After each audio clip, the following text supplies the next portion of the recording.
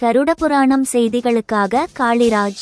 விருதுநகர் சட்டமன்ற தொகுதியைச் சேர்ந்த 100க்கும் மேற்பட்டோர் அஇஅதிமுக மேற்கு மாவட்ட கழக செயலாளரும் முன்னாள் அமைச்சருமான ராஜேந்திர பாலாஜி முன்னிலையில் அஇஅதிமுகவில் இணைந்தனர். தமிழகத்தில் தொடர்ந்து பல்வேறு பகுதிகளில் மாற்றுக் கட்சியினர் அஇஅதிமுகவில் இணைந்த வண்ணம் உள்ளனர்.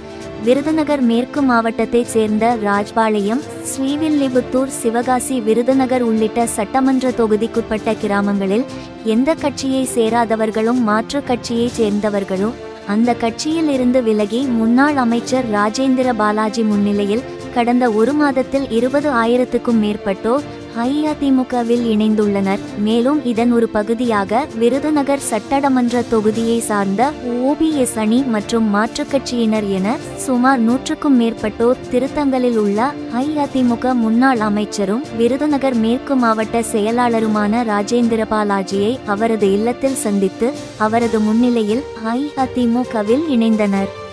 கட்சியில் இணைந்தவர்களுக்கு அண்ணா திராவிட முன்னேற்ற கழக கட்சி துண்டு அணிவித்து ராஜேந்திர பாலாஜி வாழ்த்து தெரிவித்தார். இதற்கான ஏற்பாடுகளை விருதுநகர் மேற்கு மாவட்ட அவைத்தலைவர் விஜயகுமரன் செய்திருந்தார்.